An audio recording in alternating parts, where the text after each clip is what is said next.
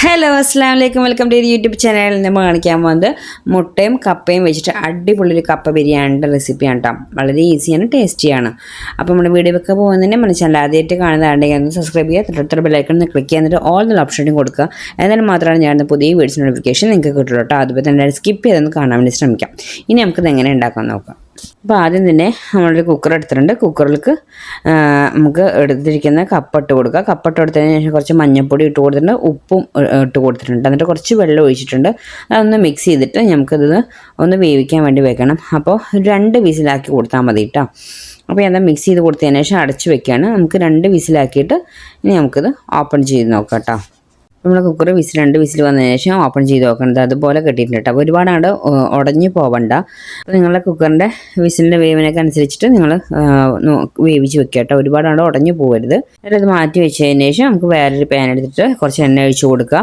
എണ്ണ ഒഴിച്ച് കൊടുത്തതിന് ശേഷം ഞങ്ങൾ ഇട്ട് കൊടുക്കുന്നത് 2 സവാള ചെറുതാക്കി അരിഞ്ഞതാണ് കേട്ടോ. അതും 2 പച്ചമുളക് ഇട്ട് കൊടുത്തിട്ടുണ്ട്.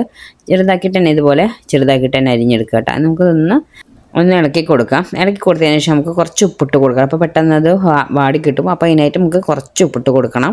നമ്മൾ കപ്പ വേവിക്കുമ്പോൾ ഉപ്പിട്ട് കൊടുത്തുള്ളതാണ്. അപ്പോൾ നോക്കിയിട്ട് വേണ്ട ഉപ്പിട്ട് കൊടുക്കാൻ, ഒരുപാട് കൂടി പോകണ്ട.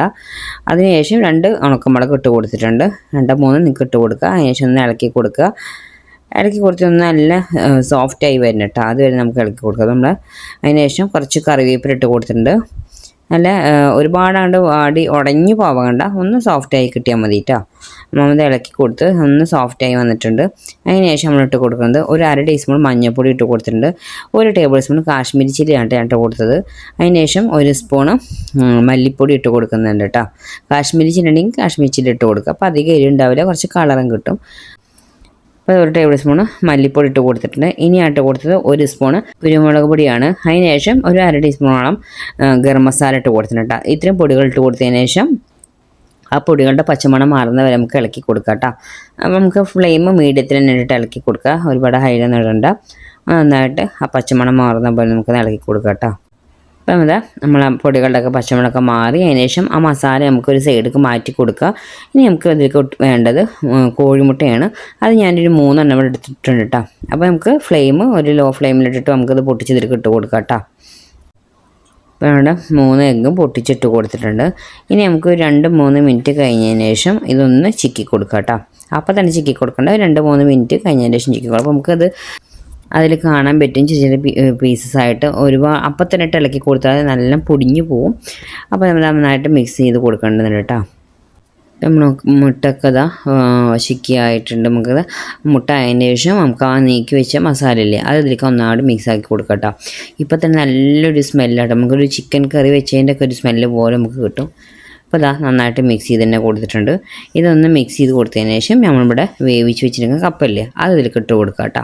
അപ്പോൾ കപ്പയിൽ വെള്ളമൊന്നും ഉണ്ടാവില്ല, നല്ല ഡ്രൈ ആയിട്ടുണ്ടാവും. വെള്ളം ഉണ്ടെങ്കിൽ നിങ്ങൾ വെള്ളം ഇല്ലാതെ വേണം നമുക്ക് ഇതിലേക്ക് ഇട്ട് കൊടുക്കാൻ കേട്ടോ. അപ്പോൾ കപ്പിട്ട് കൊടുത്തിട്ടുണ്ട്. ഇനി നമുക്ക് മിക്സ് ചെയ്ത് കൊടുക്കാം. ഒരു മീഡിയം ഫ്ലെയിമിലിട്ട് നമുക്കത് മിക്സ് ചെയ്ത് കൊടുക്കാം കേട്ടോ. നന്നായിട്ട് ആ മുട്ടയുടെ മസാലയും കപ്പയും കൂടിയിട്ട് നന്നായിട്ട് മിക്സ് ആക്കി എടുക്കണം.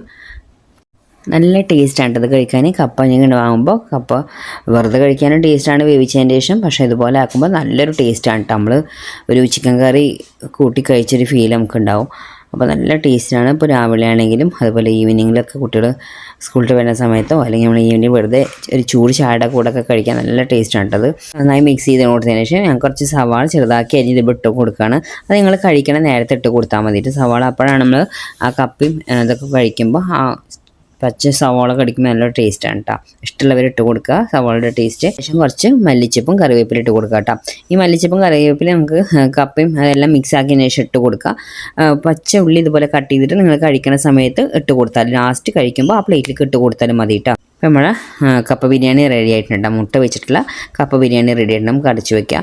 ഞാനപ്പോൾ തന്നെ കഴിക്കാൻ പോവാണ്, അതുകൊണ്ടാണ് ഞാൻ സവാള ഇട്ട് കൊടുത്തത്. അല്ലെങ്കിൽ നമുക്ക് മല്ലിച്ചപ്പും കറിവേപ്പില ഇട്ട് കൊടുത്താൽ മതി. ഞാൻ അപ്പോൾ കാണിച്ചു തരാം. നല്ല ടേസ്റ്റാണ് കേട്ടോ. നല്ലതായിട്ട് വരുന്നത് നല്ല ടേസ്റ്റാണ്. ഉണ്ടാക്കാൻ ഈസിയാണ്.